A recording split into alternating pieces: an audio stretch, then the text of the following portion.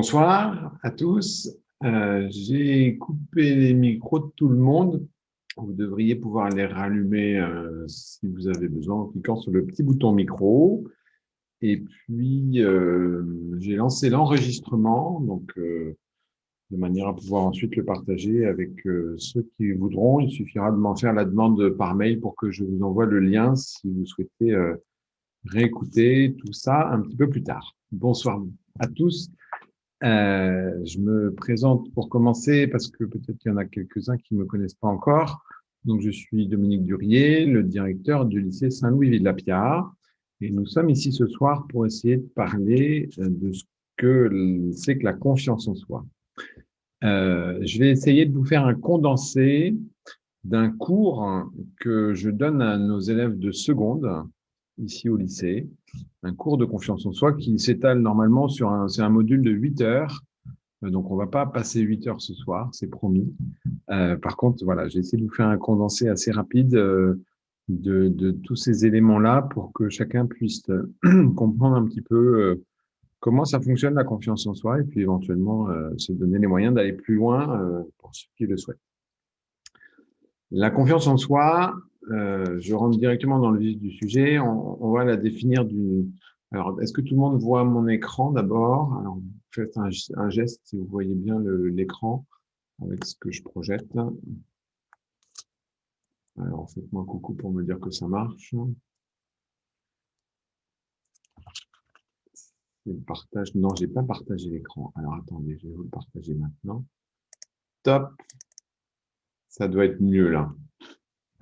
Dites-moi si comme ça, vous y voyez quelque chose sur la confiance en soi. Très bien. Parfait. Merci.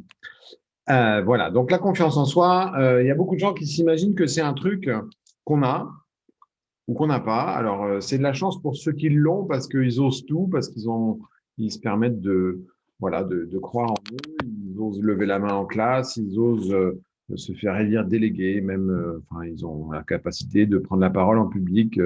Ils ont toute cette aisance qu'on connaît à ces gens qui ont confiance en eux. Et puis, il y a ceux qui l'ont pas. Alors, ceux-là, pour eux, c'est pas de chance parce que ben voilà, ils vont un peu galérer dans la vie parce que dès qu'ils vont prendre la parole en public, ils vont devenir tout rouges. Dès qu'ils vont vouloir prendre une initiative, ils vont douter d'eux-mêmes et ils auront cette boule dans le ventre dès qu'il s'agira de se lancer parce que ce sera compliqué pour eux pour plein de choses.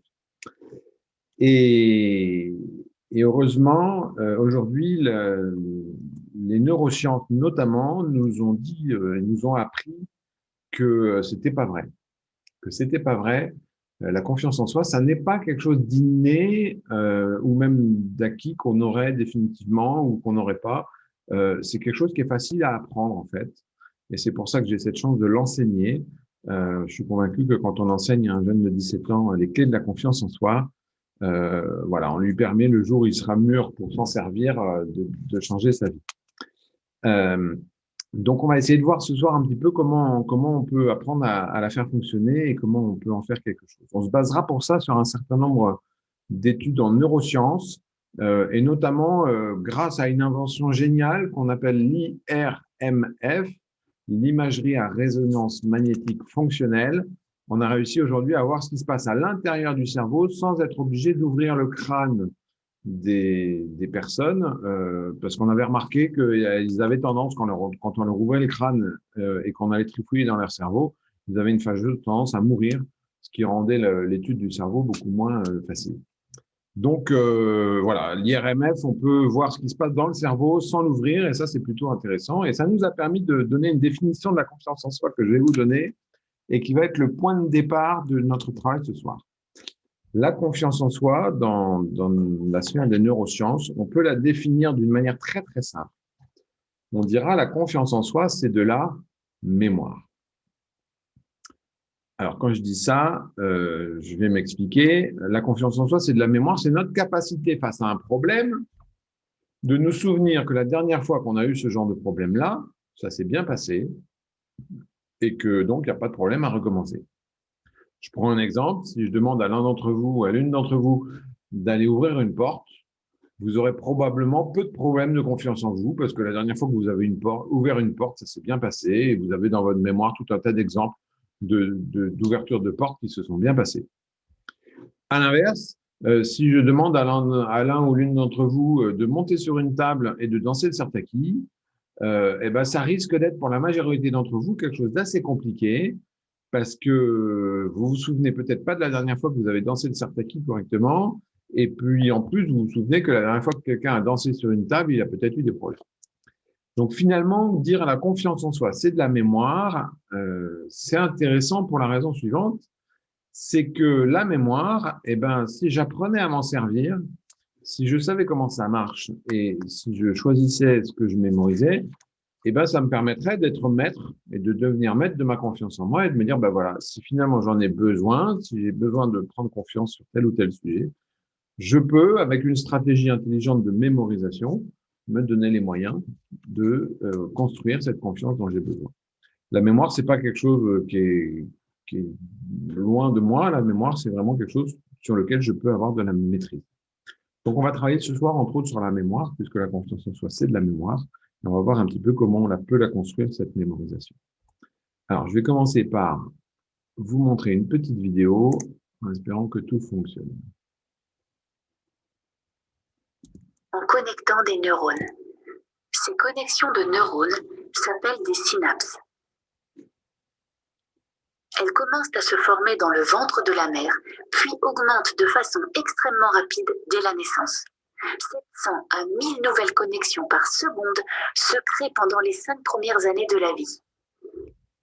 Tout ce que nous faisons avec lui ou devant lui, tout ce qu'il perçoit du monde crée une connexion dans son cerveau. Il atteint donc une très grande quantité de synapses. Pour preuve, une petite comparaison. Le réseau Internet mondial possède 100 000 milliards de connexions entre ses pages web. On appelle cela des hyperliens. Mais le cerveau de l'adulte, lui, possède le triple de connexions entre ses neurones. Et tenez-vous bien, le cerveau de l'enfant possède 10 fois plus de connexions que le réseau Internet mondial. 1 million de milliards de connexions synaptiques. Ensuite, après cette période de création de milliards de connexions neuronales, le cerveau commence à faire le ménage. Les connexions les plus souvent utilisées vont se renforcer. À l'inverse, les connexions les moins utilisées vont progressivement s'affaiblir et être éliminées. On appelle cela l'élagage synaptique. Retenons bien cela. Le cerveau ne conserve pas forcément les connexions des meilleures expériences. Il conserve les connexions des expériences les plus fréquentes. Notre responsabilité est donc très grande, car ce sont nos choix et nos habitudes qui vont renforcer certaines connexions et en éliminer d'autres. Cette plasticité cérébrale peut donc être à la fois une grande opportunité ou une grande vulnérabilité. Tout cela pour dire que le cerveau se nourrit de nous et du monde. Alors offrons-le lui et offrons-lui le meilleur. Alors, ce qu'on va retenir de cette petite vidéo, c'est un point très très important. Notre cerveau, et ce sera notre première découverte sur le cerveau ce soir, notre cerveau retient ce qui est fréquent et pas forcément ce qui est important. Vous avez compris le principe de ces neurones avec ces connexions qui se renforcent quand elles sont utilisées souvent. Et on peut l'observer dans notre vie. Ce que nous connaissons vraiment par cœur dans notre vie, ce n'est pas des choses qui sont forcément les plus importantes. Par contre, c'est des choses que nous employons souvent. On connaît par cœur nos chansons préférées parce qu'on les chante souvent, pas forcément parce qu'elles sont plus importantes que d'autres. On connaît par cœur le prénom de nos enfants, le prénom de nos amis parce qu'on les utilise souvent. Et pourtant, on ne s'est jamais mis à une table pour se dire aujourd'hui, je vais apprendre le prénom de mes amis. Mais on les connaît parce qu'on les utilise souvent.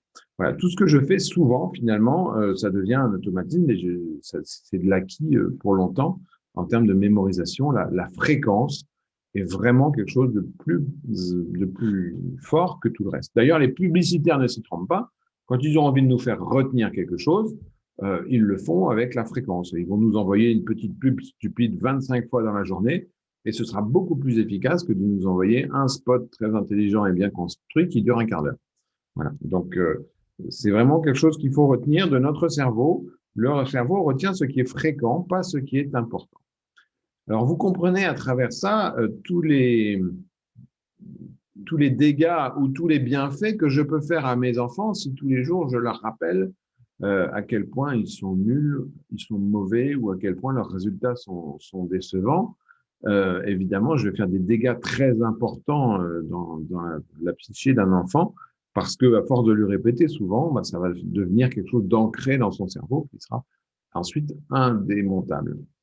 Et à l'inverse, si je rappelle à mes enfants qu'ils sont capables du meilleur et qu'ils sont des gens formidables et qu'ils peuvent réaliser des grandes choses dans leur vie, et si je leur répète ça souvent, et ben ce sera quelque chose d'ancré en eux qui permettra tout au long de leur vie de construire la confiance dont ils ont besoin. On comprend que la répétition, c'est quelque chose d'hyper important. Et en matière de répétition, il y a un point qu'il faut vraiment mettre en lumière, c'est que la personne qui me parle le plus souvent, la personne avec qui je suis en dialogue le plus fréquemment, c'est moi-même.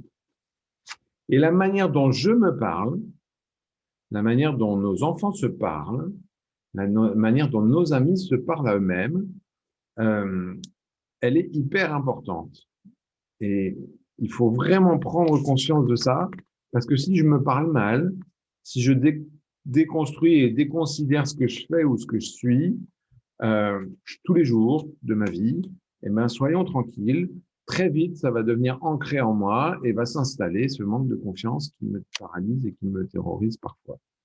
Donc, c'est vraiment très important d'apprendre à nos enfants, d'apprendre nous-mêmes et de transmettre autour de nous cette idée que quand je me parle à moi-même, il faut que je me parle bien, qu'il faut que je prenne le temps de souligner ce que je fais de bien, que je prenne le temps de faire ça de manière très positive, parce que je me parle souvent. Voilà. Et que, voilà, si je croise quelqu'un qui me dit du mal une fois comme ça, c'est pas très grave, mais si tous les jours il me le répète, ça va devenir très compliqué de ne pas le mémoriser, de ne pas l'ancrer dans mon système. On pourrait pour ça étudier le travail qui a été fait par Ebbinghaus, qui est un psychologue qui a travaillé sur la question de l'oubli. Il a fait ce travail sur la question de l'oubli. Alors, je vais essayer de vous montrer quelque chose. Normalement, je devrais pouvoir le faire avec un outil comme celui-là. Alors, projecteur. Tac. Ça. Hop. Dites-moi si vous voyez mon petit point rouge. Voilà. Alors, donc Ebbinghaus, il a dit que quand on apprend quelque chose à 100%, voilà, j'apprends une connaissance à 100%, c'est bon, là je le sais. Ben, à partir de tout de suite, je vais commencer à l'oublier. Voilà, ce que je viens d'apprendre, je vais commencer à l'oublier, puis plus le temps va passer, et plus ça va devenir quelque chose de lointain, jusqu'à ce qu'à un moment, je l'oublie complètement. C'est assez naturel, le cerveau humain fait le tri des informations, et petit à petit, comme ça, il élague les informations en fonction du besoin dont il pense que ça peut représenter pour lui. Ebbinghaus nous dit, si j'oublie à cette vitesse-là de manière normale toute information, si je réactualise mon info une fois, je vais de nouveau l'oublier. Je vais répéter une deuxième fois ce que j'ai dit, puis je vais l'oublier de nouveau. Et si je la réactualise encore une fois, je vais là de nouveau l'oublier ensuite. Et je la réactualise encore une fois et je vais de nouveau l'oublier. Mais vous avez remarqué qu'à chaque fois, la pente de la courbe descendante, elle est un petit peu moins pentue. Et au bout de la 5e fois, vous voyez que la pente, elle devient quasiment plate et donc j'oublie beaucoup moins. On va parler de choses, d'informations qui sont ancrées et qui sont acquises. Alors là, l'échelle du temps est importante et Ebbinghaus n'utilise pas une échelle de temps linéaire, c'est une échelle de temps logarithmique qui est en dessous là, parce que la première répétition, elle est dans les 5-10 minutes qui suivent, d'après son travail.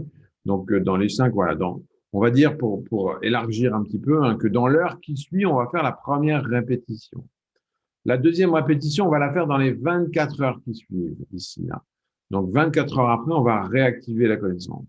La troisième répétition, on la fera dans la semaine qui suit, voilà, dans les 3 jours, 3-5 jours qui suivent. Et puis, la quatrième répétition, on la fera dans le mois qui suit. Voilà. Donc, 1 heure, une journée, une semaine, un mois. Et vous voyez qu'une fois que j'ai fait ça, eh ben, j'ai une perte qui devient beaucoup, beaucoup moins importante. Et si au bout de 6 mois, je réactualise encore une fois, alors là, j'ai toutes les chances que je sois à peu près stabilisé dans mes connaissances. Donc, 1 heure, une semaine, non, une journée, une semaine, un mois, 6 mois. Si je regarde bien notre système, vous vous rappelez ce que font les profs la plupart du temps? Ben, dans l'heure qui vient, ils réactualisent la connaissance et d'ailleurs, à la fin de l'heure, ils font un petit bilan pour réactualiser et dire, bah, tiens, on en est là et hop, on réactualise à la fin de l'heure. Et qu'est-ce qu'on dit aux élèves? Eh ben, d'ici demain, vous allez réactualiser. Le soir, vous allez relire votre copie, vous allez relire votre cours une fois, comme ça, dans les 24 heures, hop, on réactualise. Et puis, qu'est-ce qu'on fait à la fin de la semaine? Eh ben, on fait une petite interro de connaissances à la fin de la semaine. Comme ça, hop, on réactualise encore une fois à la fin de la semaine. Et qu'est-ce qu'on va faire à la fin du mois? Ben, on va faire un gros contrôle de connaissances. Et puis, 6 mois plus tard, on passera le bac ou alors on fera un autre gros contrôle de connaissances qui portera sur le trimestre cette fois-ci ou sur la période qui précède. Donc, finalement, le rythme scolaire a été un petit peu construit comme ça autour de ce principe de mémorisation. Qui dit que si je réactualise une connaissance au bout d'une heure, au bout d'une journée, au bout d'une semaine, au bout d'un mois et au bout de 6 mois, j'aurai consolidé cette information. C'est intéressant d'avoir ça parce que ça va être la même chose dans ma stratégie de confiance. Hein. La confiance en soi, c'est de la mémoire. Ça veut dire que si j'ai réussi à faire quelque chose aujourd'hui, par exemple, j'ai réussi à faire une tarte au chocolat, et dans l'heure, on l'a mangée comme ça, on a confirmé qu'elle était bonne et que j'étais performant. Et ben, ça vaudra le coup le lendemain d'en refaire une deuxième tarte au chocolat pour être sûr que je maîtrise la compétence. Et peut-être qu'à la fin de la semaine, on pourra recommencer encore une fois. Et peut-être que dans le mois qui suit, on en refera une autre. Et 6 mois plus tard, on vérifiera qu'on sait toujours le faire jusqu'à ce que la compétence tarte au chocolat soit acquise de manière définitive. La stratégie d'apprentissage, voilà. Et derrière, quand j'aurai besoin plus tard dans ma vie de faire une tarte au chocolat, j'aurai confiance en moi parce que je sais, et je l'ai validé par ce process d'apprentissage, que voilà, je sais que je suis capable de le faire, que j'ai déjà réussi dans le passé et que ça s'est bien passé. C'est vraiment une stratégie pertinente à avoir compris en matière de mémorisation. La deuxième stratégie qu'il faut maîtriser quand on parle de mémorisation comme ça, c'est ce qu'on appelle l'habitus. Une habitude, construire une habitude au niveau du cerveau, ça dure 21 jours. 21 jours, c'est le temps qu'il faut pour faire un habitus. Et vous avez remarqué d'ailleurs, les programmes pour arrêter de fumer, c'est un mois en général. 21 jours, alors ils élargissent, ils en mettent toujours un peu plus parce que pareil, c'est possible que dans les 21 jours, j'en ai raté un ou deux. Donc, pour être sûr, on valide sur un mois, puis c'est plus facile à retenir. Mais l'abonnement à la salle de sport, vous avez remarqué qu'il est gratuit un mois aussi. Le but, c'est de vous fidéliser, c'est de vous donner l'habitude de venir à la salle de sport. Alors parfois, ils vont même le mettre 3 mois parce que c'est pour être sûr que vous veniez au moins 21 fois avant de commencer à payer, histoire de vous fidéliser correctement. Mais si vous vous abonnez à Netflix, c'est pareil. L'abonnement Netflix, il commence par être gratuit pendant un mois. Et pendant un mois, vous allez vous habituer à quelque chose et au bout d'un mois, on vous dira maintenant ça devient payant. Et comme vous serez déjà habitué, ce sera devenu un habitus. Un habitus, c'est quelque chose qu'on fait sans faire d'effort. Voilà. Pendant 21 jours, si je dois faire quelque chose tous les jours, par exemple, si je dois tous les matins faire mon lit, ben, les 21 premiers jours, ça risque de me coûter. Ça va me demander de l'énergie, ça va me demander vraiment de faire un effort. Au bout de 21 jours, si je l'ai fait sérieusement pendant 21 jours, ça deviendra un réflexe. Je n'aurai même plus besoin d'y réfléchir. Ça deviendra quelque chose qui… Voilà. Et je dis 21 jours, après, selon les individus, hein, ça peut être plus ou moins long. Rassurez-vous, pour faire le lit, surtout pour un garçon, ça peut être plus long que 21 jours. Mais je vous assure que c'est quelque chose qu'il faut savoir parce que dans ma stratégie de travail, dans ma stratégie de construction de ma confiance en moi, il faut vraiment que je prenne en compte cette réalité, que si je ne m'habitue pas pendant au moins 21 jours, même peut-être un peu plus, à construire mon savoir-faire et à le valider, eh ben, je m'étonnerais pas que le soufflet retombe aussi vite qu'il est arrivé. Et c'est vraiment important d'avoir compris ça pour pas se décourager, parce que c'est super décourageant d'avoir appris un truc et puis de s'apercevoir qu'on sait toujours pas le faire. Alors, je continue dans mon exploration du cerveau et je prends une deuxième réalité de notre cerveau, c'est que notre cerveau ne fait pas la différence entre le réel et l'imaginaire. Je m'explique. Vous avez déjà tous regardé un film au cinéma ou à la télévision.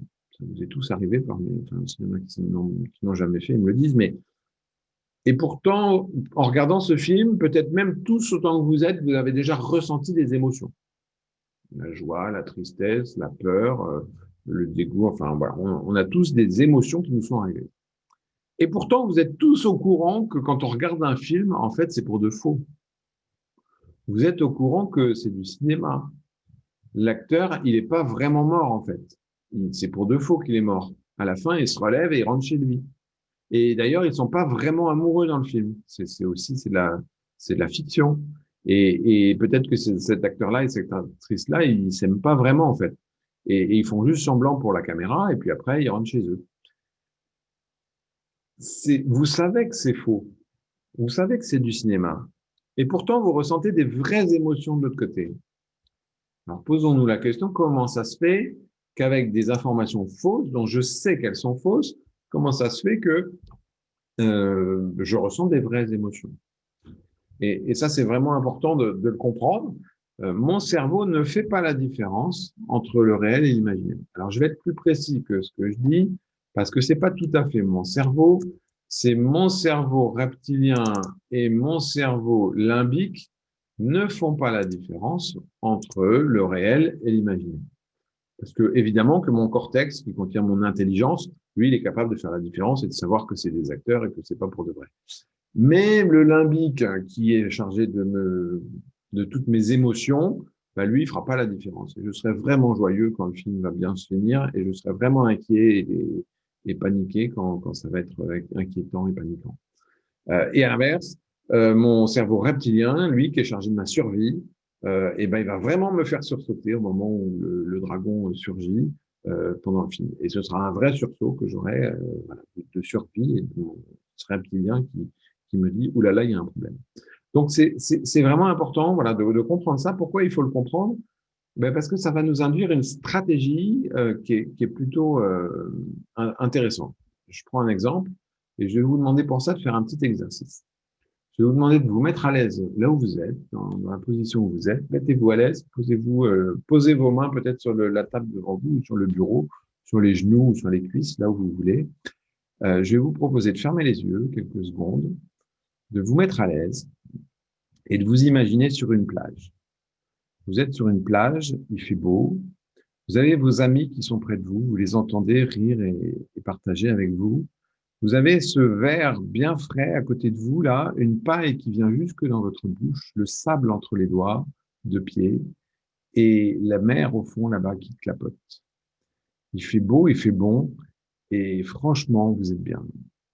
C'est confortable, et tout le monde est bien installé, et vraiment, avec les amis, là, c'est un bon moment qu'on passe.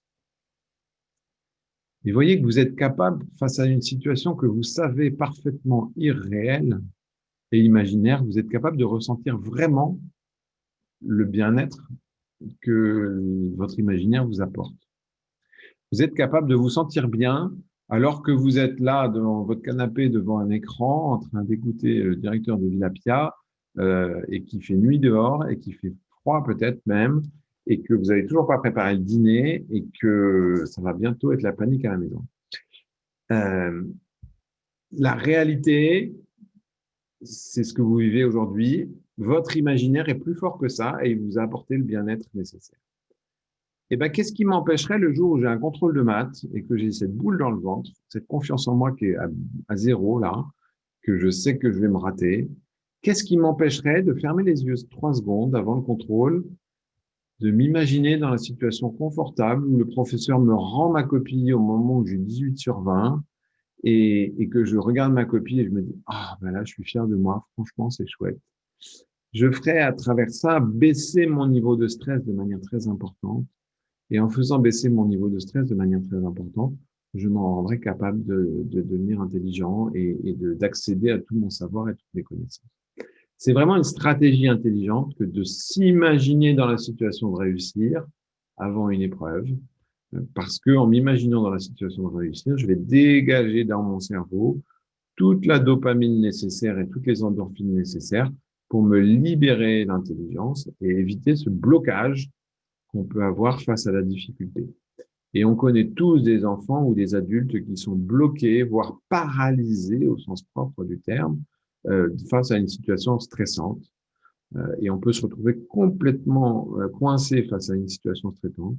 Et une simple évocation parfaitement imaginaire va être capable de me débloquer, de me ramener dans un état de pleine capacité intellectuelle. Et ça, c'est vraiment pertinent et il faudrait que tout le monde l'apprenne parce que ça va me rendre vraiment capable de faire face à l'adversité, de faire face aux situations de stress, rien que en imaginant comment est-ce que je peux résoudre le problème. Voilà. Et même si je sais que c'est que de la science-fiction, même si je sais que c'est pas vrai, c'est pas grave, mon cerveau limbique et mon cerveau reptilien, eux, ne le savent pas. Et donc, ils vont libérer tout ce qu'il faut dans mon cerveau, tous les neurotransmetteurs nécessaires dans mon cerveau pour que le niveau de stress baisse et que le niveau de performance réaugmente. Voilà. Donc, c'est vraiment important d'expliquer ça aux élèves, d'expliquer ça aux adultes et aux enfants qu'on accompagne. Le cerveau ne fait pas la différence entre le virtuel et l'imaginaire.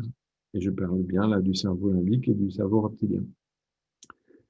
C'est une vraie connaissance que les neurosciences aujourd'hui ont validée et qui nous permettent de faire face à plein de situations.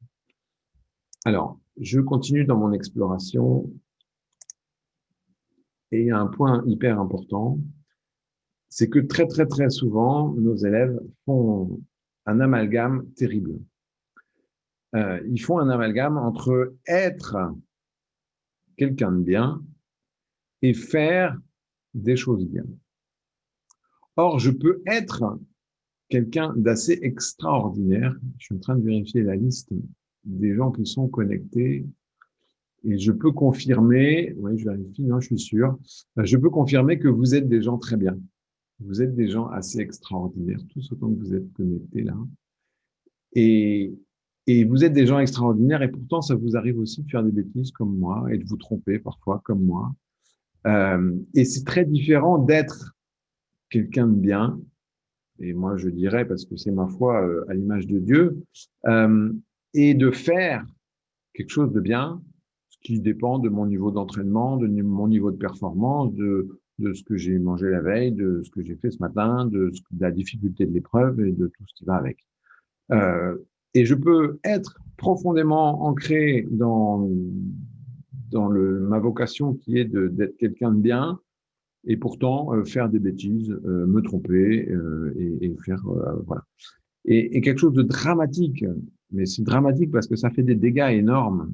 C'est quand j'entends des parents venir me voir pour me dire mon fils est nul en maths ou il est mauvais en maths. Et je les reprends systématiquement en leur disant mais c'est pas du verbe être ce que vous dites là, c'est du verbe faire. Votre fils n'est pas performant quand il fait une évaluation en mathématiques. Et ça, je veux bien l'entendre, c'est possible, et ça arrive même à des gens bien, je vous avoue. Mais c'est pas du qualificatif de l'être. Votre fils ou votre fille est quelqu'un d'extraordinaire et qui vaut le coup d'être accompagné comme il est. Par contre, voilà, son niveau de performance en mathématiques est à revoir et on peut peut-être l'aider sur ce terrain-là. Parce que l'être, je n'ai pas de moyen d'agir dessus. Très peu. Je suis ce que je suis. Moi, je suis un garçon, c'est comme ça, et ça m'est tombé dessus. J'étais tout petit et j'ai pas le choix là-dessus et je peux pas le changer comme ça. Je suis grand en plus et je suis plutôt du genre costaud. Et ça non plus, je l'ai pas choisi et je suis comme ça et c'est voilà. Après, je choisis d'agir d'une manière ou d'une autre et je peux agir avec douceur ou avec fermeté et je peux agir avec toute l'énergie ou avec toute la mollesse que je veux. Ce sera du faire. Et ça se soigne, ça s'apprend, ça s'éduque, ça peut se faire évoluer. Si on me dit que je suis pas assez doux, je peux choisir d'être plus doux et de faire attention à être plus doux dans mes mouvements, dans mes déplacements, dans mes gestes. Si on me dit d'être moins grand, je vais avoir du mal. Si on me dit d'être moins garçon, je vais avoir du mal. Si on me dit d'être moins ce que je vais avoir du mal à changer. Orientons nos efforts vers le faire et accueillons ce que nous sommes et aidons nos élèves, nos enfants à faire de même, à bien faire la différence entre être ce que je suis et ce que je suis. J'ai pas beaucoup de choix et j'ai pas beaucoup de marge de manœuvre et je vais pouvoir faire en sorte de l'accueillir comme il est, avec toutes ses imperfections d'ailleurs. Et mettons notre énergie sur ce que je fais, parce que là, pour le coup, j'ai des vraies marges de manœuvre. Je peux choisir de faire ci ou de faire ça, de cette manière-là ou de cette manière-ci. Donc là, je peux agir et j'ai la maîtrise sur le sujet. Donc là encore, une confusion à ne pas faire ou à ne pas laisser faire. Et parfois, c'est de la rééducation qu'il faut faire avec nos élèves, hein. Rééduquer leur vocabulaire. Voilà. On ne peut pas dire je suis nul, on peut dire je n'ai pas réussi à être performant ce jour-là. Et c'est pas du tout pareil. Voilà. C'est pas du tout pareil. Dans un cas, je m'enferme dans une case, et dans l'autre cas, j'ouvre les portes vers les solutions. Donc, aidons-les à se positionner comme ça. Stratégie suivante, et on va parler maintenant des différentes stratégies qu'on peut mettre en œuvre pour construire cette confiance, hein, toujours basée sur la mémorisation, puisque la confiance, c'est de la mémoire, je l'ai dit depuis le début. La stratégie, c'est ce qu'on appelle la stratégie de projection. On utilise pour ça, ce que je vous disais tout à l'heure, la capacité du cerveau à ne pas faire la différence entre le réel et l'imaginaire. Donc, il suffirait d'être capable d'imaginer la situation finale gagnante pour me donner les moyens de la formaliser et de la mettre en œuvre. C'est exactement ni plus ni moins que la stratégie du coach avant le match. Le coach sportif avant le match, qu'est-ce qu'il va dire à ses élèves? Eh ben, il va leur transmettre une énergie de gagnant et il va leur dire là, aujourd'hui, on est des gagnants. Ils n'ont pas encore joué le match. Pourtant, ils sont déjà gagnants dans leur tête. Et ils sont déjà en train de fêter la victoire avant même que le match ait commencé, pour se mettre dans cette mentalité de vainqueur qui va les emmener vers la réussite et qui va leur permettre d'avoir le plein potentiel de leur confiance en eux pour se visualiser vers la réussite. Ça, c'est quelque chose de simple et on peut apprendre à le faire. Ça demande un apprentissage parce que parfois, c'est compliqué pour les élèves de s'imaginer en train de réussir. Mais on leur dit, on fait de la science-fiction, on se fait un film, même si c'est un film, un dessin animé au départ, on se fait un film et on s'imagine en train de réussir. Rien que ça va faire baisser le stress, ça va faire baisser le manque de confiance en soi et ça va me donner du courage parce que toujours, mon cerveau limbique qui gère mes émotions ne fait pas la différence entre le réel et l'imaginaire. Donc ça, c'est vraiment une stratégie intelligente. Deuxième stratégie, c'est cette stratégie de l'ancrage. Alors, c'est le contraire. Dans la projection, on se projetait en avant. L'ancrage, on va se retourner en arrière. Et on va essayer d'aller retenir, d'aller se souvenir d'événements où on a été gagnant. Si j'ai gagné le dernier match contre Tartampion, le jour où je vais rejouer un match contre Tartampion, je serai plus en confiance parce que je me souviens que la dernière fois que j'ai joué contre Tartampion, j'étais meilleur que lui. Et qu'après tout, il n'y a pas de raison que ça ait changé. Me souvenir. Et ça, je peux l'anticiper, ce travail-là. Et c'est ce travail d'ancrage, c'est-à-dire que quand j'ai une petite victoire, tiens, à l'entraînement, au cours de maths, j'avais fait mes exercices à la maison, on les a corrigés en classe, et le prof est passé, il a dit, ça c'est bien ce que tu as fait comme ça là. Ah, la petite victoire, mon exercice que j'ai fait à la maison tout seul, il est tout bon. Et cette petite victoire, si j'arrivais à fixer une encre dessus, à lui mettre un gros drapeau, quand j'arriverai au jour du DST, le devoir sur table, et que j'aurai cette boule dans le ventre au début du devoir, parce que je doute de moi, parce que je suis nul, parce que franchement, j'y arriverai pas, et puis de toute manière, dans la famille, on est tous nuls. Maman, elle est nulle en maths, papa, il a pas fait ça non plus. Donc franchement, il n'y a aucune chance que j'y arrive, c'est pas la peine. Ce jour-là, je vais me retourner et je vais me dire, mais tiens, qu'est-ce qui dans mon passé pourrait me faire croire que je suis pas si nul que ça? Qu'est-ce qui dans mon passé pourrait me faire croire que je suis capable de réussir là aujourd'hui? Et là, je vais voir dépasser mon gros drapeau dans ma mémoire. Tiens, j'avais planté un drapeau là ce jour-là Et je dis, mais oui, je suis capable, puisque ce jour-là, le prof, il m'a dit que ce que j'avais fait, c'était bien.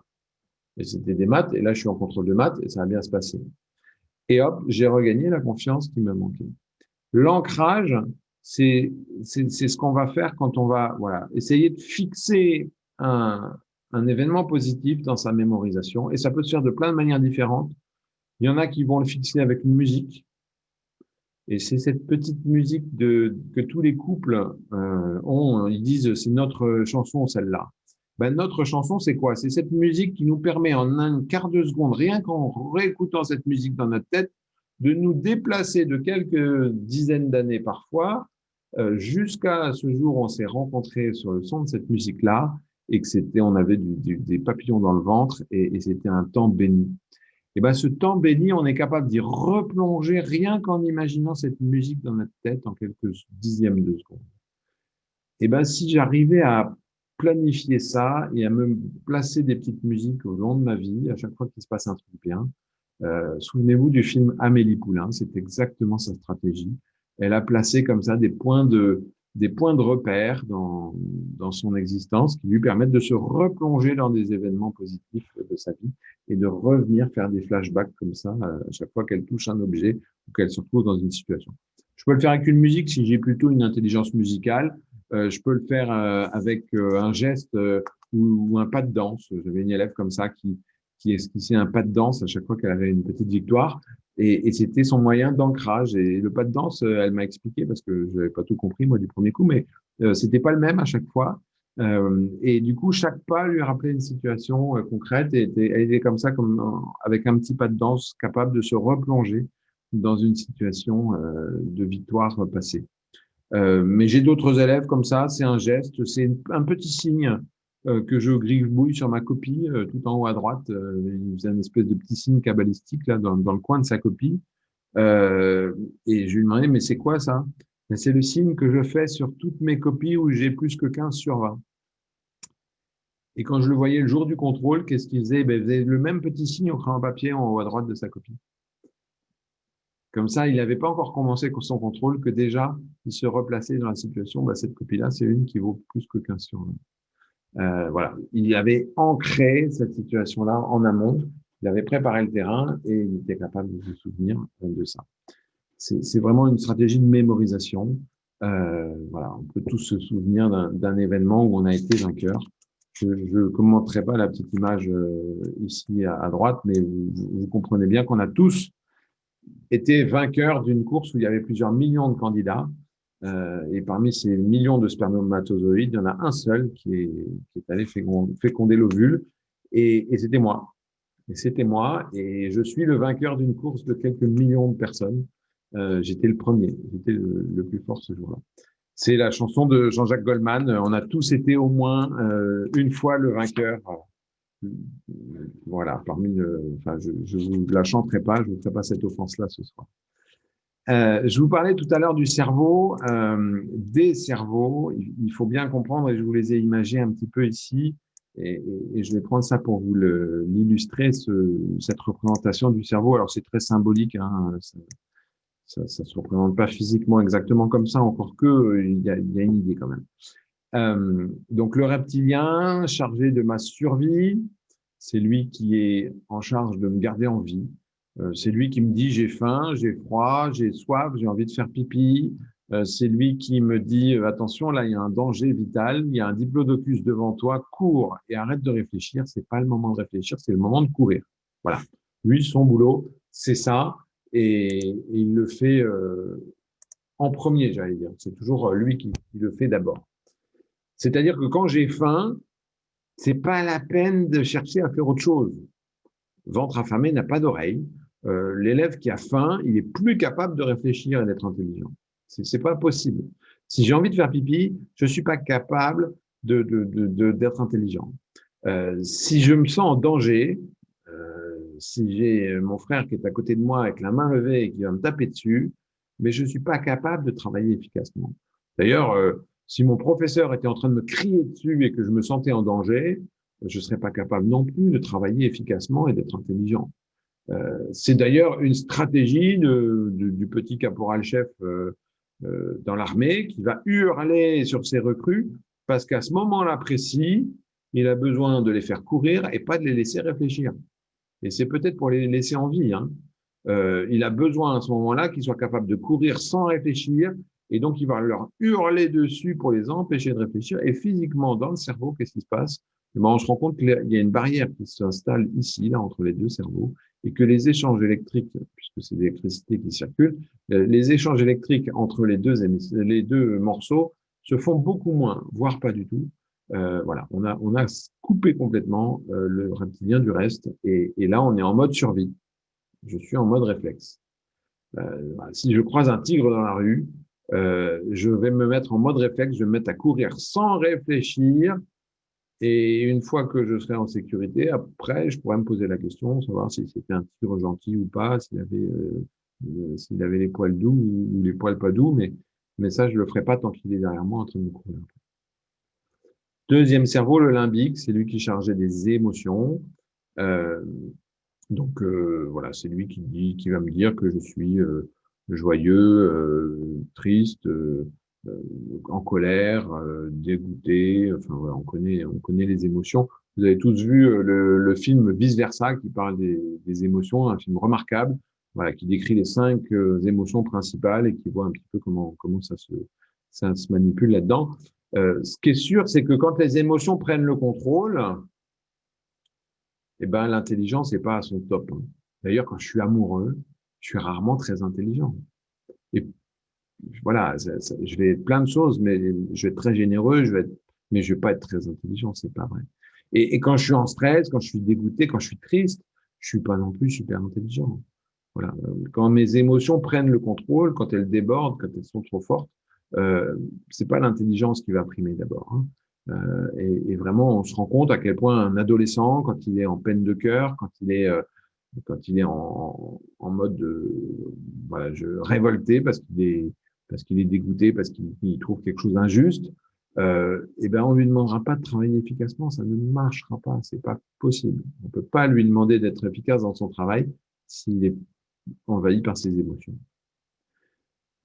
C'est tout voilà. Et le troisième cerveau, c'est là qu'on va développer toutes nos intelligences, qu'on va apprendre à parler français, anglais, espagnol, qu'on va apprendre à résoudre une équation du second degré, qu'on va savoir utiliser un ordinateur ou un téléphone. Enfin, c'est grâce à cette partie du cerveau qu'on va être capable de faire tout ça. Mais on se rend compte qu'il y a une hiérarchie, c'est-à-dire que d'abord, il faut que je reste en vie, que je gère ma survie.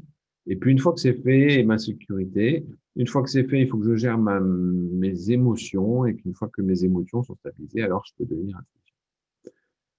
C'est ce qui a donné l'occasion à Monsieur Maslow, un psychologue américain, de travailler sur cette notion de besoin et qui a défini donc une pyramide, ce qu'on a appelé la pyramide de Maslow, pyramide des besoins. Et Maslow explique très bien que dans un premier temps, il faut d'abord remplir nos besoins physiologiques, manger, dormir, avoir ni chaud ni froid, enfin voilà, aller faire pipi régulièrement, faire tout ce que j'ai à faire. Et une fois que j'ai rempli tout ça, une fois que mes besoins physiologiques sont remplis, alors je peux me poser la question de comment est-ce que je suis en relation, est-ce que j'ai des amis, est-ce que ça se passe bien avec la famille, etc. Et une fois que j'ai passé toute cette histoire des émotions, hein, est-ce que je suis ni triste, ni en colère, ni etc., alors seulement je peux essayer de m'accomplir, de faire quelque chose de ma vie, de penser à mon avenir, de réfléchir avec mon cerveau. Mais c'est dans cet ordre-là et pas autrement. Je peux pas commencer à réfléchir à mon avenir si j'ai envie de faire pipi, c'est pas possible.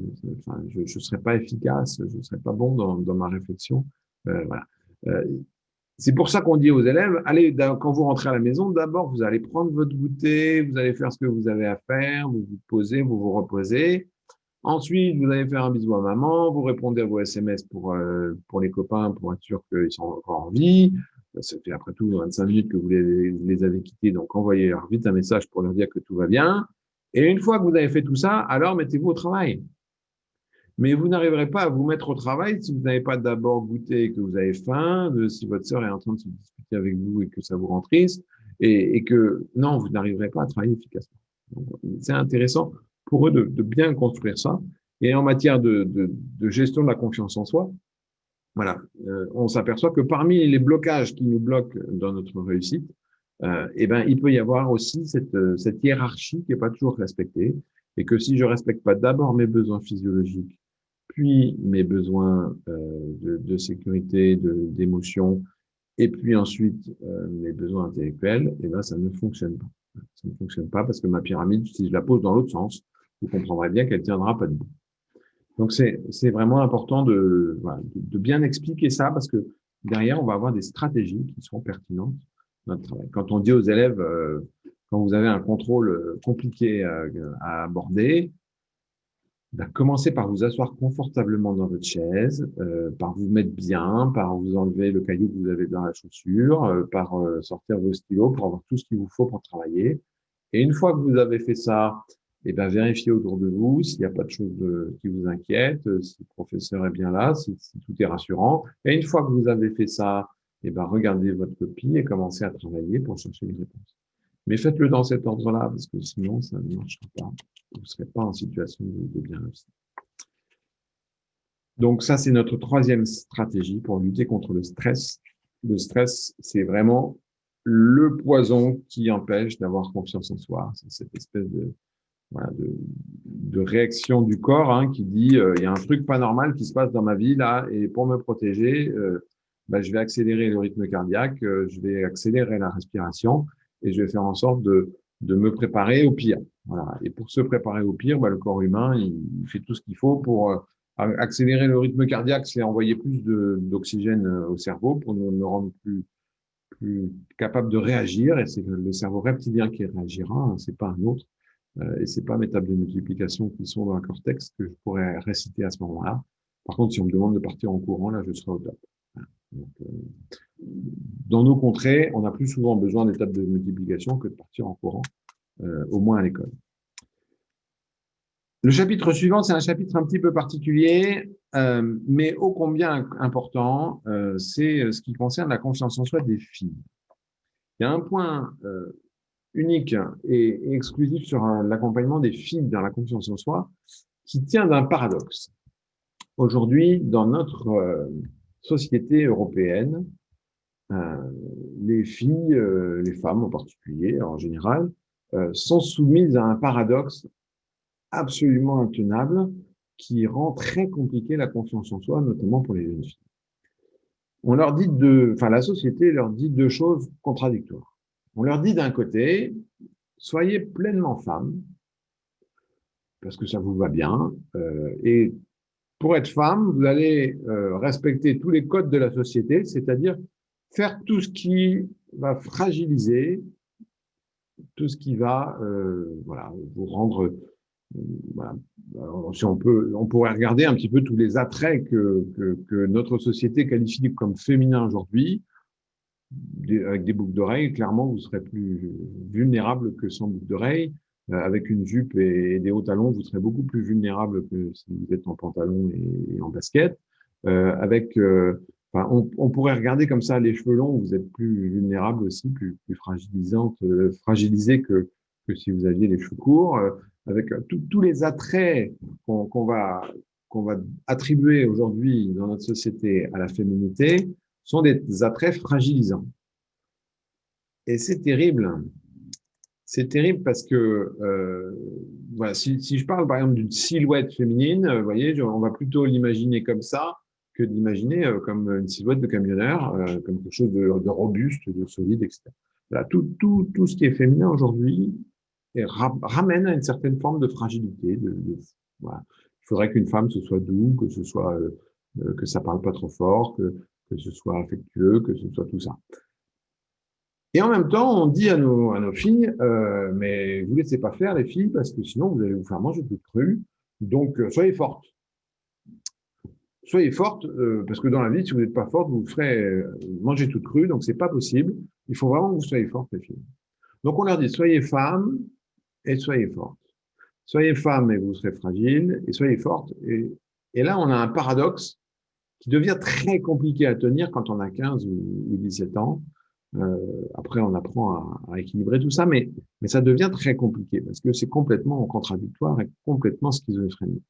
Et soit j'assume d'être une vraie fille, je mets des guillemets à tout ce que je dis, hein, soit j'assume d'être une vraie fille et de cultiver cette fragilité et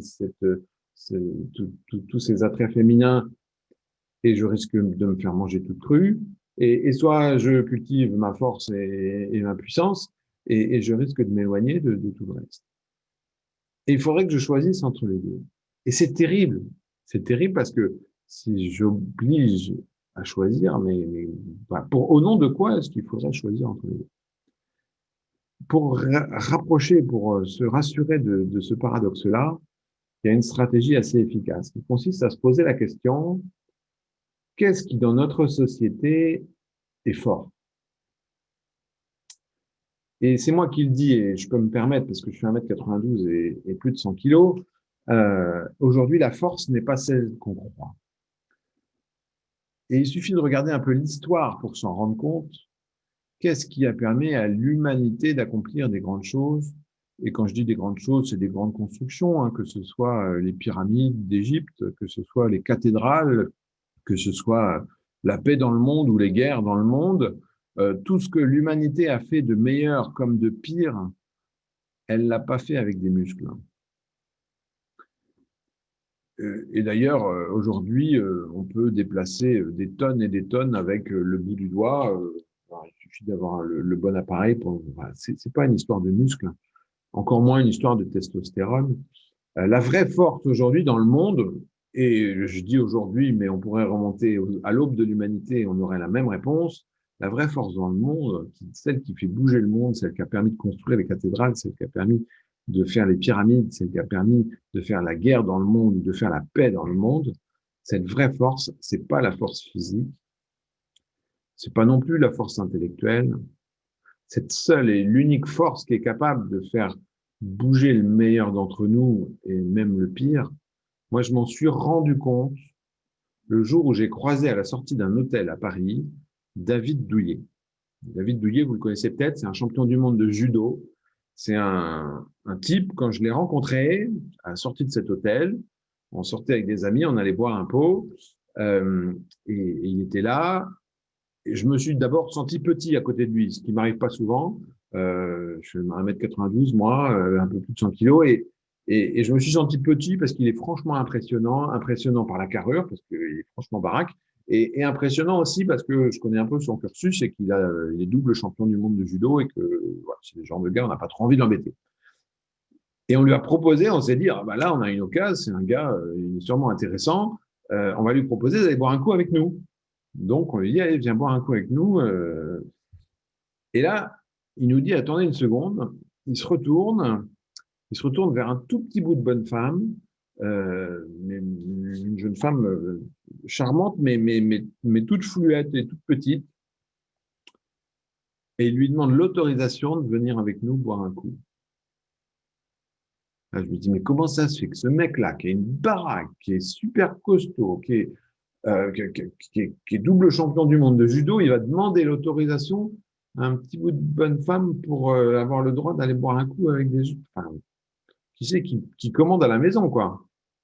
Évidemment, j'ai compris assez vite que il était amoureux et que quand on est amoureux, c'est notre cœur qui nous guide, qu'on fasse 120 kilos ou qu'on en fasse 60.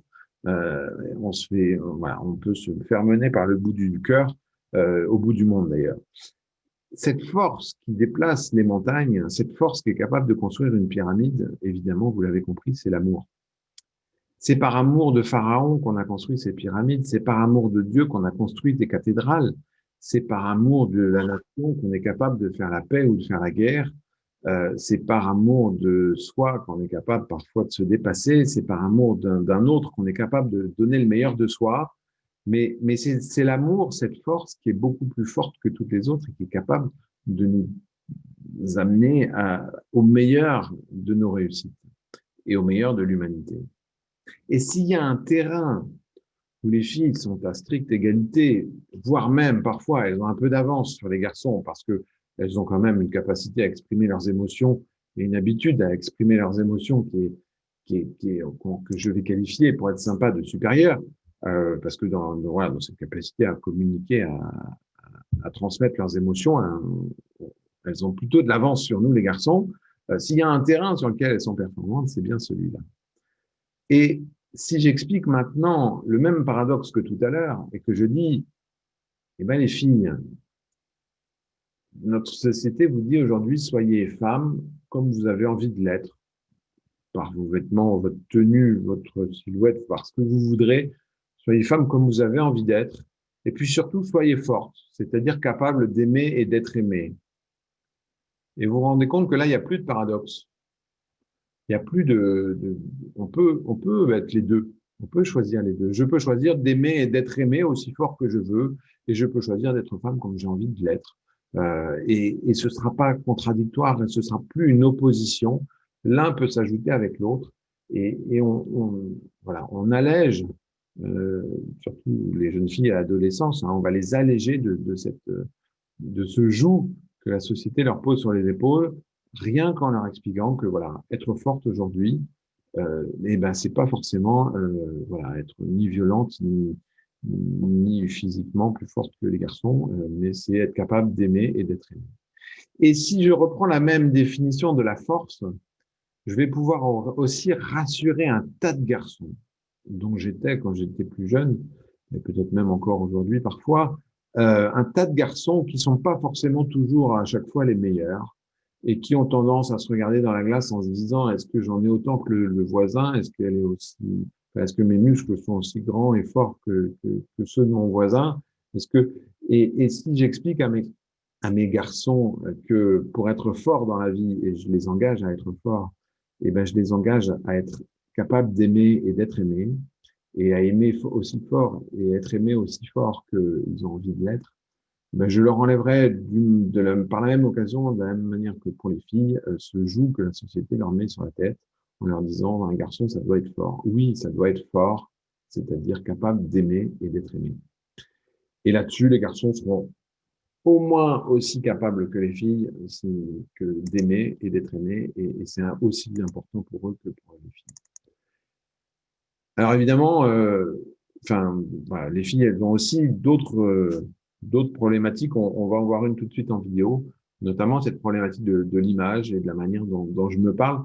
Et là, elle fait référence, cette petite vidéo, vous allez la reconnaître, c'est une publicité pour une marque de shampoing que peut-être vous utilisez ou pas. La marque a peu d'importance. En tout cas, c'est une publicité qui montre ce que je disais tout à l'heure sur la manière de se parler à soi. Et c'est plutôt bien fait, donc je vous laisse la découvrir. Attention, il y a des sous-titres parfois, donc si vous avez besoin, vous pouvez essayer de les lire. Oui, ça va, ça va. C'est un grand buste, t'as une toute petite jambe. Excuse-moi, quoi, fais gaffe. Et en fait, c'est pas ça. C'est quoi? Parce qu'il y a des meufs qui s'en sortent avec ça. Mais toi, en plus, t'as pas de charme. T'es juste grosse et banale, en fait. On m'a demandé d'écrire dans un carnet à chaque moment où j'avais une pensée sur mon physique. Mercredi, 10h, je me sens moche. J'ai 2 dents de lait, ici, et donc quand je souris, je ressemble à une souris. Je suis obligée de dire ça. C'est horrible. Pas de bonne proportion, un grand buste avec des petites jambes. C'est bizarre, un grand buste sur des petites jambes. T'as pas de charme?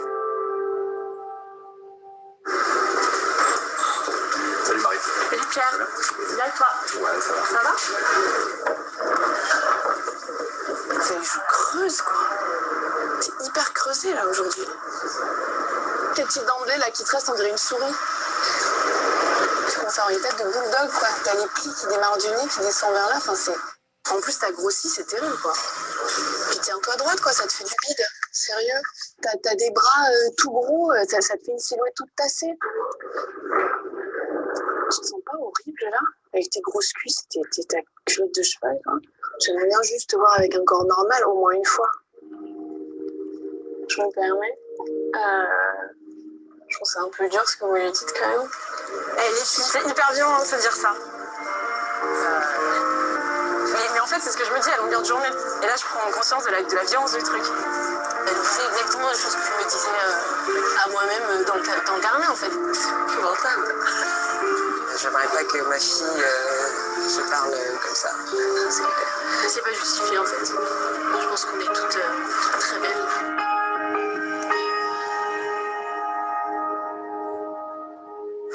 s'aimer, ouais.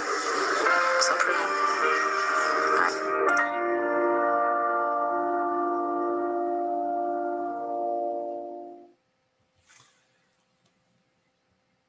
Ouais. J'espère que vous appréciez le shampoing. Mais là, il y a quand même un message, attention, il y a quand même un message essentiel qu'il va falloir transmettre, je vais dire à nos filles, mais peut-être même qu'on peut le transmettre à nos fils de la même manière.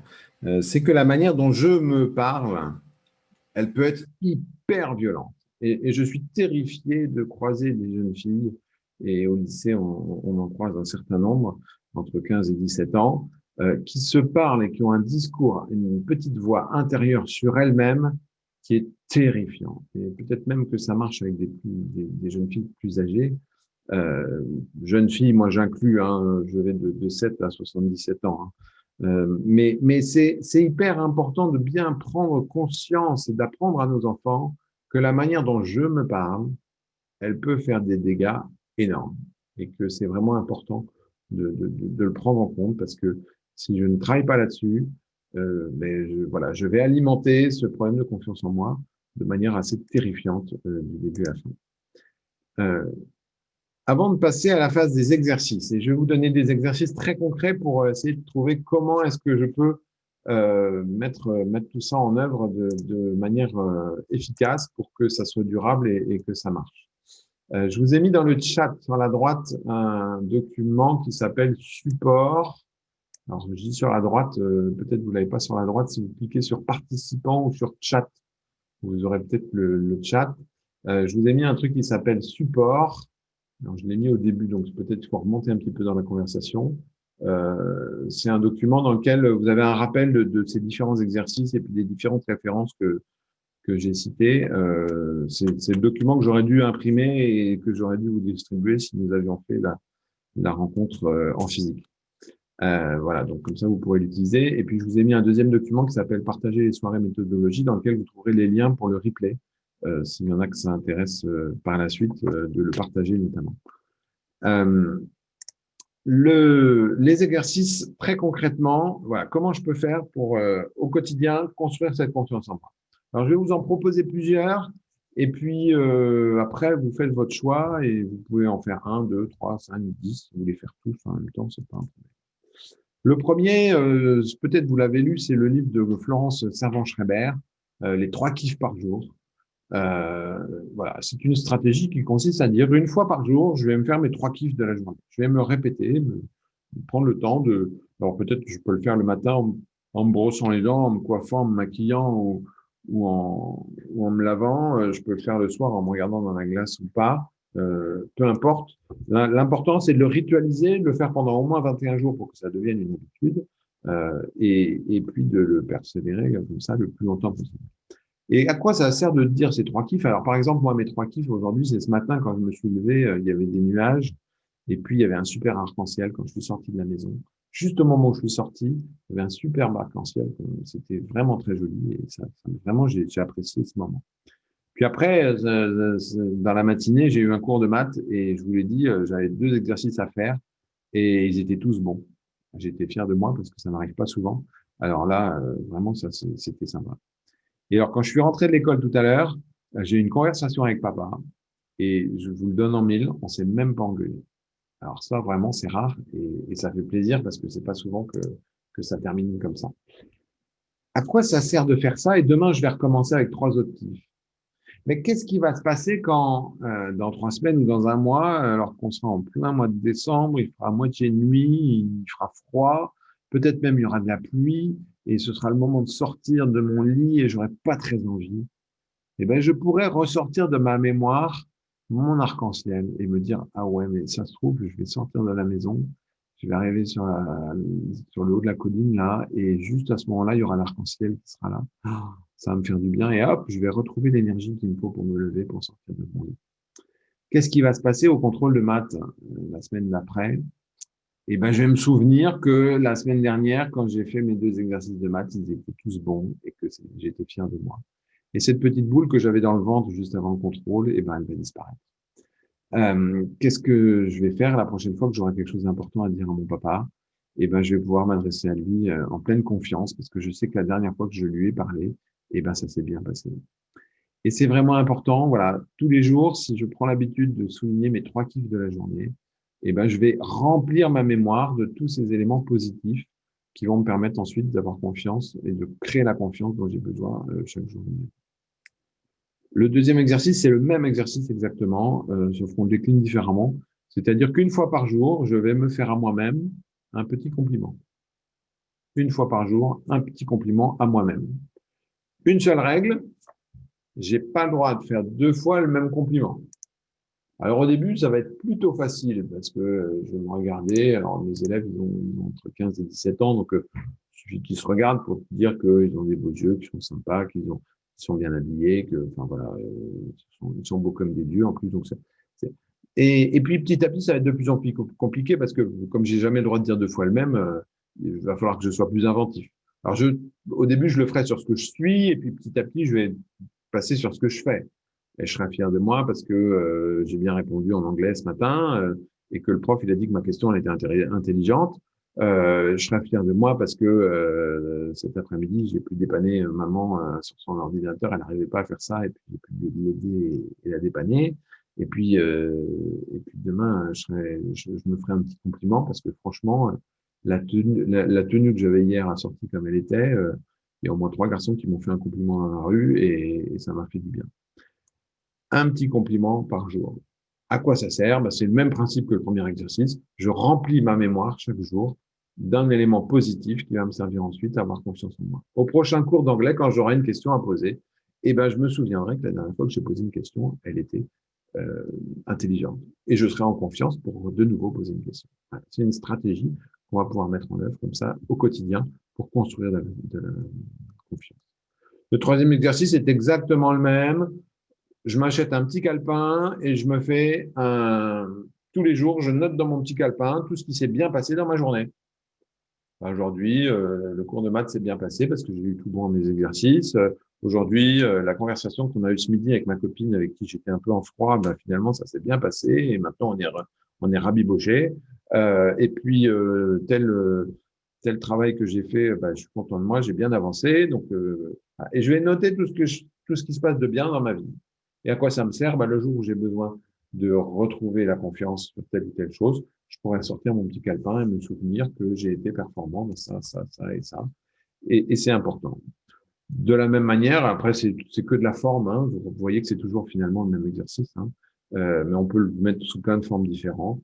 Donc, c'était le carnet de mes succès. Le tableau To Be Proud, c'est la même chose. Hein, sauf que je vais faire ça sur un grand tableau dans ma chambre ou dans la cuisine. On peut faire ça sur le frigo.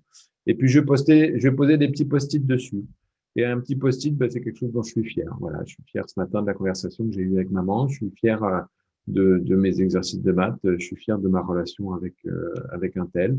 Je suis fier d'avoir réussi ça. Je suis fier d'avoir essayé ça. Et tout ce dont je suis fier, je le mets sur un post-it et je le rends visible en le collant sur le frigo. Et vous allez voir que plus mon frigo va être plein et plus mon moral va être bien et plus ma confiance va être grande parce que je me souviendrai plus facilement que j'ai réussi à faire bien la dernière fois. C'est le même principe que cette boîte à succès. C'est une espèce de, voilà, on peut prendre une tirelire par exemple et on va mettre tous nos post-it dans la tirelire. Et le jour où on a un coup de blues, on casse la tirelire et on se rappelle de tout ce qu'on a fait de bien cette semaine, ou ce mois-ci, ou ce trimestre-là, ou cette année-là. Et ça fait un bien fou. Et le jour où j'ai ce coup de blues, voilà, et c'est comme ça, j'ai une élève qui avait pendant 3 ans accumulé dans sa boîte tout ce qui lui arrivait de bien. Et puis le jour où elle est partie pour suivre ses études à Paris, elle s'est retrouvée en difficulté là-bas parce que c'était une prépa, c'était compliqué, c'était dur, il fallait bosser beaucoup, elle était loin de sa famille, isolée. Et un jour, elle a ouvert sa boîte et elle a ouvert tous ses petits papiers là et elle s'est souvenue de tout ce qu'elle avait réussi dans le passé et ça lui a permis de reconstruire la confiance pour se battre et aller chercher ce concours et elle a fini par l'obtenir. Voilà, c'est le même principe que ces lunettes que j'ai offert à un élève un jour. Alors c'était des lunettes virtuelles, on les mettait comme ça et quand on mettait les lunettes comme ça, on voyait tout ce qui est bien autour de nous. Alors, on regardait autour de nous et on était capable de décrire tout ce qui était positif dans la situation qu'on vivait. Et c'était un exercice qu'on avait fait avec lui. Alors, il était un peu plus jeune, il était au collège. Mais c'était un exercice que j'avais avec lui. Je lui donnais, à chaque fois que je lui donnais ses lunettes avec mes 2 doigts comme ça, il devait prendre les lunettes, les mettre sur son nez et chercher ce qu'il y avait de positif dans la situation où il était. Comme c'était un grand râleur, il avait beaucoup de facilité à trouver tout ce qui ne va pas, mais il n'avait pas l'habitude de pointer ce qui va bien. Et ben, on s'est forcé comme ça pendant plus de 21 jours à observer tous les jours quelque chose qui allait bien. Et puis, au bout d'un moment, il m'a dit, mais monsieur, j'ai plus besoin de vos lunettes. Je crois que j'y vois mieux. Maintenant, les choses positives, je les vois sans les lunettes. Et on avait gagné quelque chose avec lui. C'est le même problème que cette troisième voie. Vous avez tous rencontré, alors j'en ai sauté la projection positive parce qu'on l'a déjà fait tout à l'heure. Quand je me projette dans la situation réussie à la fin, j'imagine le résultat final quand j'ai réussi, quand tout va bien, quand tout est fini. Ça, c'est un exercice qu'on peut faire et c'est quelque chose qu'on peut faire à table. Avec ses enfants, on est à table, et ben on dit tiens, qu'est-ce que tu seras dans 10 ans quand tu auras réussi tes études? Comment ça se passera? Est-ce que tu auras une famille? Est-ce que tu auras un yacht? Est-ce que tu auras un avion? Ou est-ce que tu auras juste une belle famille? Et on essaie d'imaginer comme ça tout ce qui va bien se passer dans notre vie. Non pas parce que c'est prophétique et que ça va se passer vraiment, mais parce qu'aujourd'hui, maintenant, ça nous permet de construire la confiance dont on a besoin. La troisième voie, c'est cette question qu'on est capable de poser à cet élève ou à cet enfant ou à cet adulte, d'ailleurs, ça marche pareil, qui nous dit, mais écoutez, je comprends pas parce que j'ai deux choix là et que je sais pas quoi faire. Je sais pas quoi choisir, maman. Je suis embêté parce que j'ai besoin de travailler, mais en même temps, j'ai envie de voir mes copines. Et je suis embêté parce qu'il faut toujours que je choisisse entre travailler et voir mes copines. Et c'est un dilemme que j'arrive pas à résoudre. Et moi, j'accompagne souvent ces élèves-là en leur disant, mais c'est quoi la troisième voie? C'est quoi le troisième chemin? Alors, c'est peut-être mon côté normand, hein, moi, peut-être ben que oui, peut-être ben que non, et puis finalement, on choisit au milieu. Et je lui dis, mais qu'est-ce qui t'empêcherait, par exemple, de travailler avec tes copines? Ça serait une solution. Qu'est-ce qui t'empêcherait de travailler, puis de voir tes copines, ou de voir tes copines, puis de travailler, ou pourquoi pas de travailler avec tes copines, enfin, voilà. De trouver une troisième solution qui n'est pas celle qu'on a imaginée au début, et on s'imaginait dans une impasse où on n'avait que deux routes, et puis finalement, quand on cherche un petit peu, on peut en creuser une troisième, et c'est celle-là qui va nous permettre d'avancer. C'est une habitude à prendre, c'est un exercice complètement imaginaire à faire au début, et puis, petit à petit, ça va devenir une habitude qu'on sera capable au quotidien de construire et d'imaginer la troisième voie. Voilà. Et que mon imprimante marche pas, il n'y a pas de papier dans l'imprimante, qu'est-ce que je fais? Soit je n'imprime pas et je peux pas faire ma réunion et je peux pas montrer à mes collaborateurs les tableaux, etc. Soit je vais chercher du papier, mais je vais être en retard à ma réunion. Comment je fais? Soit je peux pas animer la réunion correctement et les collègues ils n'auront pas ce qu'il faut, soit je serai en retard à la réunion et je vais passer pour quelqu'un qui est en retard. C'est quoi la troisième voie? Ah ben, si j'utilisais un vidéoprojecteur et que je projetais mes tableaux au mur, j'aurais pas besoin de papier pour imprimer et ça va bien se passer. C'est la troisième voie. J'y avais pas pensé au début, mais en faisant l'exercice, je vais pouvoir m'y attacher. La dernière, c'est une stratégie qui existe depuis la nuit des temps. Hein, dans la prière du soir, quand on apprenait ça à mes enfants, puis moi-même j'ai appris comme ça, on nous disait il faut dire s'il te plaît, pardon, merci. Et ben ce merci, c'était quoi d'autre que du soulignement positif? C'était quoi d'autre que ce surligneur positif où on disait merci pour tout ce qui s'est bien passé dans la journée? Et ben dans ma petite prière du soir, quand je dis merci, je vais souligner, je vais remettre sur le dessus de la pile de ma mémoire tous ces éléments de mémorisation de tout ce qui s'est bien passé dans ma journée.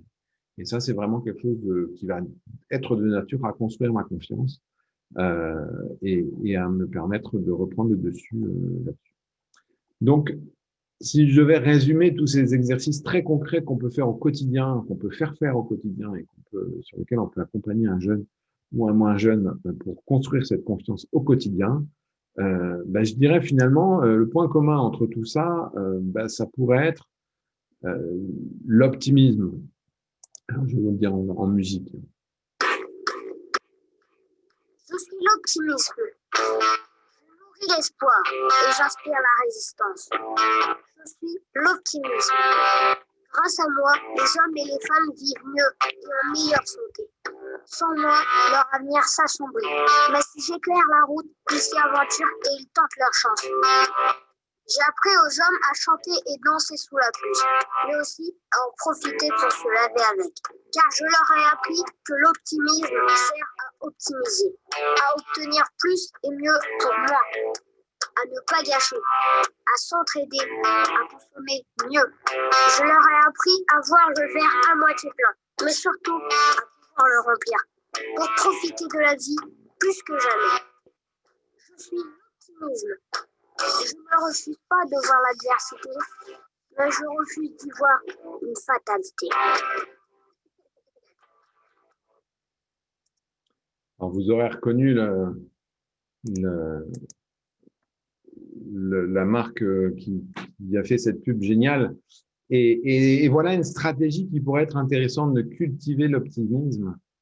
Parce que finalement, c'est vraiment à travers cette stratégie assez concrète qu'on pourrait mettre en œuvre dans nos vies au quotidien et au jour le jour, et qui permettrait de voir le verre à moitié vide, voir le verre à moitié plein, mais aussi de le voir plein. Vous voyez, moi, quand je vois un verre comme il est là, j'imagine que la partie du bas, elle est pleine de liquide, mais que la partie du haut, elle est pleine d'arômes.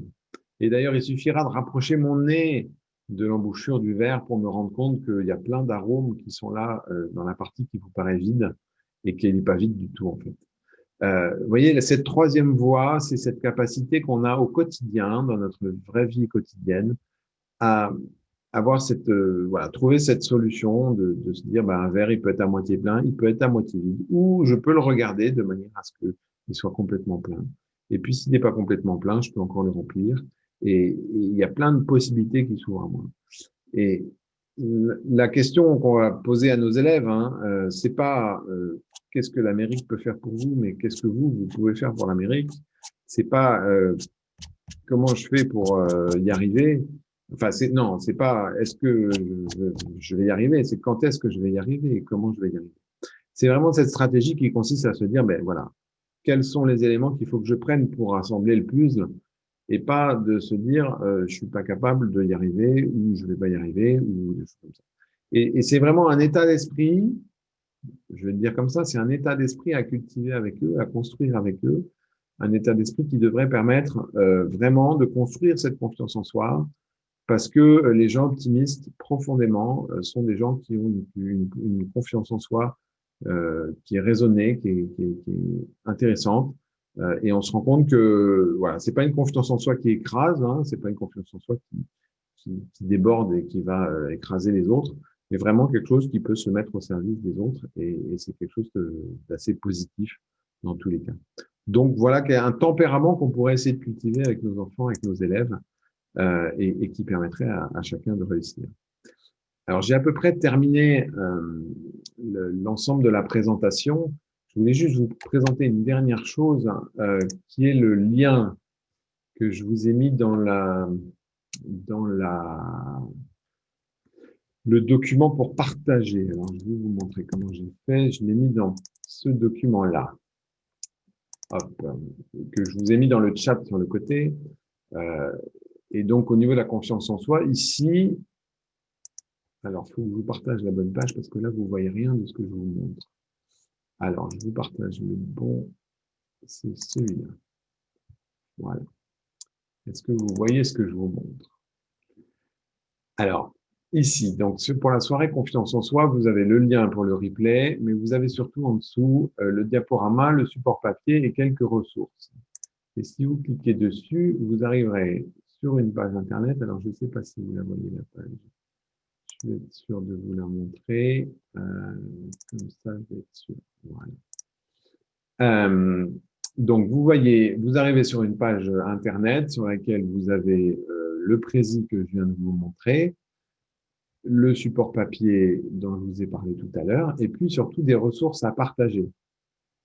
Dans ces ressources à partager, je vous ai mis toutes les petites vidéos que j'utilise avec mes élèves pour les aider à appréhender toutes les notions. Parce qu'évidemment, tout ce que j'ai parcouru et survolé là assez rapidement, c'est un peu plus détaillé parce que je vous ai dit qu'on y passait 8 heures avec les élèves, donc c'est beaucoup plus détaillé, on va un peu plus au fond des choses.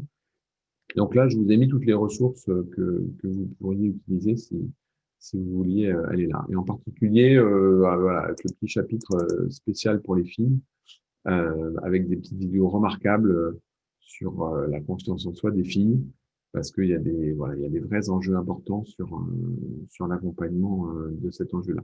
Je voulais d'ailleurs, pour finir, et je finirai avec ça, vous offrir à vous, mesdames, et aux messieurs qui me regardent aussi, ce petit cadeau que je vous engage à partager autour de vous, parce que c'est comme ça, à mon avis, qu'on y arrivera, c'est en le partageant et en le mettant vraiment à la connaissance du maximum de personnes. Je suis en train de m'emmener dans mes trucs. Voilà, je retourne. Où est-ce qu'il est là. Ressources à partager. Hop. Et donc, il faut que je partage avec ça. Voilà. Partager l'écran. Ici. C'est ça. Et ici, pour monter celle-ci. Voilà. On est dans vraiment de l'éducation. Et là, c'est une vidéo que je montre à mes élèves à destination des garçons. Parce que voilà, il y a une éducation à faire aussi auprès des garçons qui permet à chacun de construire la confiance dont il a besoin.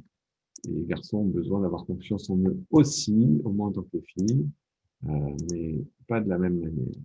Je me perds dans mes écrans, excusez-moi, ça va revenir. Il faut juste que je trouve par là. C'est celle-là. Allez, je vous l'offre. Ce sera mon mot de la fin. Et après, je vous laisse l'occasion de poser des questions si vous en avez.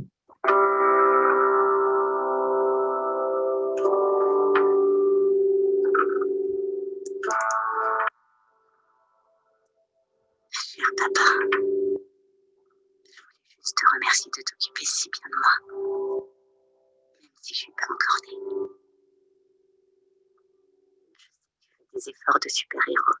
Tu laisses même pas maman manger tes sushis. Mais je dois te demander une chose.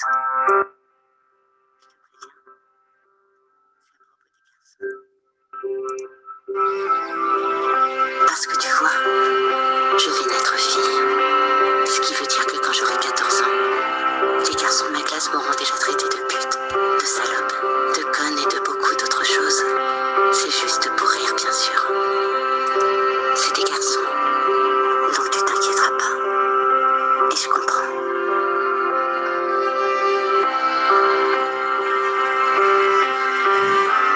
Tu as peut-être fait la même chose quand tu étais jeune. D'essayer d'impressionner tes copains. Je suis sûre que tu pensais pas ce que tu disais. Et pourtant, il y en a qui comprendront pas la plaisanterie. Pas les filles, bizarrement. Mais certains de ces garçons.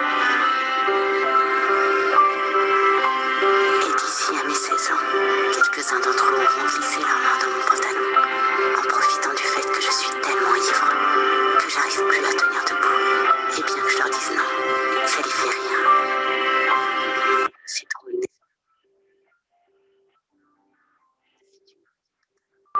Tu aurais tellement honte parce que je suis complètement bourrée.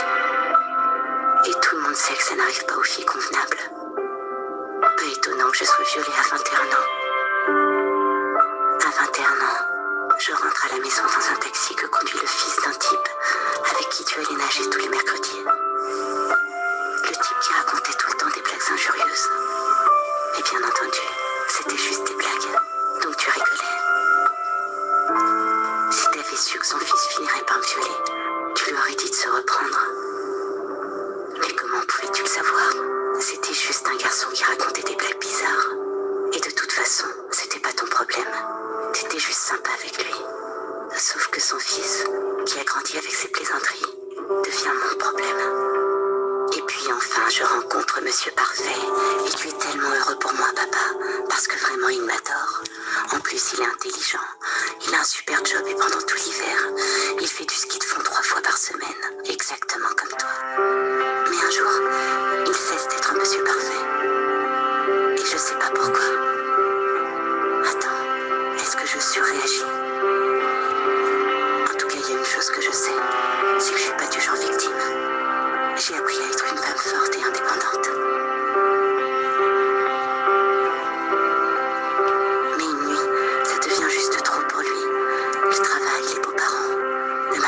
rapproche. Alors il se met à me traiter de salope.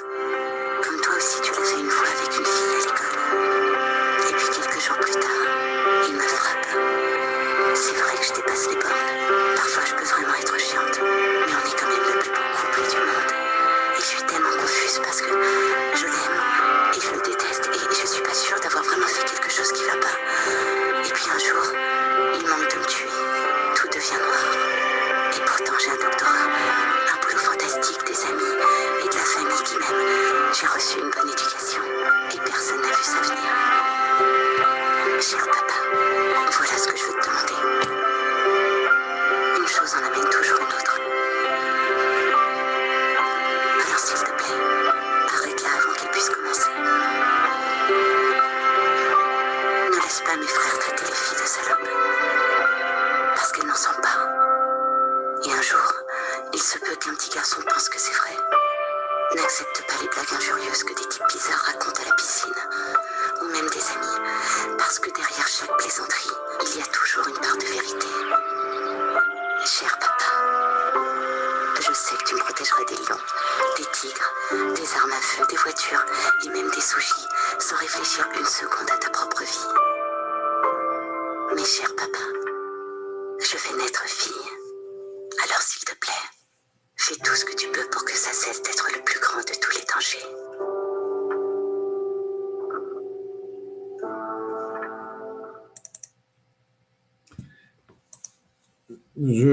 Je vais résumer en deux petits mots ce qu'il faut retenir de ça. Mais juste avant ça, je vous donne le pendant de ce… Si au lieu de t'emporter, tu sais respecter, écouter, échanger. Si malgré la défaite, tu continues d'avancer, tu seras un homme, mon fils. Si tu sais soutenir sans vouloir dominer, que tu peux être fort sans être violent. Si tu es capable de regarder une femme sans qu'elle n'ait à craindre ton regard, tu seras un homme, mon fils. Si tu te bats partout contre les inégalités et la violence, et que tu as le courage de briser les silences, si tu refuses qu'on humilie ta mère, ta sœur ou tes amis, comme toutes ces femmes que tu croiseras dans ta vie, alors ce jour-là, oui, tu seras vraiment un homme, mon fils. Le harcèlement et les violences faites aux femmes, ce n'est pas que l'affaire des femmes.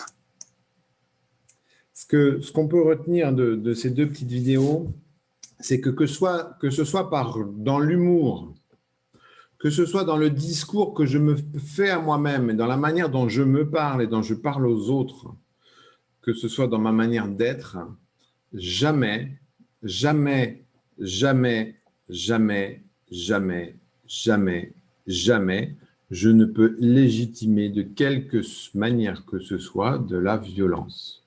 Et je n'ai pas le droit d'être d'accord avec une blague, même si elle me semble drôle comme ça, parce qu'elle est sexiste ou parce qu'elle est raciste ou parce qu'elle est violente, je n'ai pas le droit d'y adhérer et de la laisser dire. Et c'est parce que dans mes petites paroles au quotidien, je vais laisser s'installer ce manque de respect pour l'autre, qu'un jour ou l'autre, c'est l'effet papillon, sous couvert de l'humour, des violences beaucoup plus graves vers soi ou vers les autres vont pouvoir advenir. C'est la base de la confiance en soi. C'est-à-dire que si je commence à me manquer de respect, je vais mettre par terre ma confiance en soi pour des années. Si je manque de respect à mes enfants, à mes élèves, je vais mettre par terre leur confiance en soi et ils mettront des années à la reconstruire, peut-être s'ils y arrivent. Si je manque de respect à mes amis, à mon conjoint, à ma conjointe, je peux mettre par terre sa confiance en soi pour des années à venir. C'est vraiment important que le respect soit l'ingrédient principal de la confiance en soi. Et c'est un ingrédient qui commence par soi. La charité bien ordonnée commence par soi-même. Commence par te respecter toi-même. Et avec ça, tu pourras sans problème respecter les autres. Voilà un petit peu le tour que je voulais vous offrir ce soir sur cette conception de la confiance en soi. La confiance en soi, c'est de la mémoire. Chargeons nos mémoires de tout ce qui nous permet d'après de faire face à la vie. Je voulais laisser un petit temps aux questions, si éventuellement il y en a qui avaient des questions, des ajouts, des compléments, des enrichissements à partager. Dans ce cas-là, il faut juste rallumer votre micro et nous partager ce que vous souhaitez ici, là, maintenant. Pour rallumer votre micro, il faut appuyer sur le petit micro rouge barré. Si on n'a pas de questions, il va me rester à vous remercier de votre attention et puis vous dire et vous demander, parce que finalement, si on s'y met à plusieurs, on sera meilleur, d'être des ambassadeurs de la confiance, c'est-à-dire de répandre autour de vous voilà, ces stratégies qui mènent à la confiance, parce que ce sont vraiment des stratégies qui peuvent permettre de grandir. Juan, vous vouliez nous dire quelque chose? Bonsoir Dominique. Bonsoir. Bonsoir à tous. Bon, je vais vous rajouter une chose par rapport à la prière de la nuit qu'il avait dans la liste. Moi, quand je suis arrivée en France, quand je me levais le matin, j'avais beaucoup de peur. Je me levais avec l'estomac comprimé par la peur parce que je devais aller à la banque, à beaucoup d'endroits où je ne comprenais pas les gens quand ils parlaient. Et pour moi, c'était… Trop vite, comprenez pas trop. Oui, il parle très… Moi, au lycée, j'avais 19, 18 en français. Et je suis arrivée ici, je ne comprenais personne. Et je me levais le matin très, très, très stressée. Et je commençais à faire la prière le matin et ça m'a beaucoup aidée. Parce qu'avant de mettre le pied dans la terre, moi, je disais, Seigneur, moi, je suis ici, tu viens avec moi. Et comme ça, je peux commencer les jours. Je peux faire face à les jours qui tombaient sur moi. Et c'est vraiment une stratégie de confiance. Alors, de confiance, quand on a la foi, on la met dans le Seigneur. Mais dans tous les cas, c'est vraiment une stratégie qu'on peut mettre en œuvre, de se projeter dans ces situations réussies où on se dit que, avec l'aide, ou même ceux qui n'ont pas cette chance comme moi d'avoir la foi, sans l'aide de Dieu, on peut très bien se projeter dans cette réussite et construire la confiance qui nous aide. Merci pour ce partage. Est-ce qu'il y a d'autres? Alexandrine, je crois. On vous écoute. Non, je me suis trompée. Ah, zut, dommage. On va écouter avec joie. Alors, merci. Merci à tous. N'hésitez pas à partager. La vidéo, je vais essayer de la mettre en ligne très rapidement pour que on puisse partager ça avec qui vous voudrez.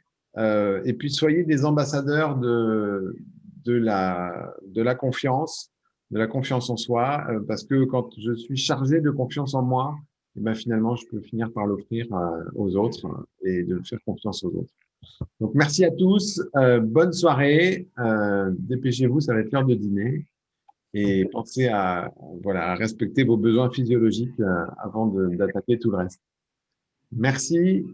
Je vais chercher le bouton pour arrêter tout ça et vous souhaite une très bonne soirée. Pareillement.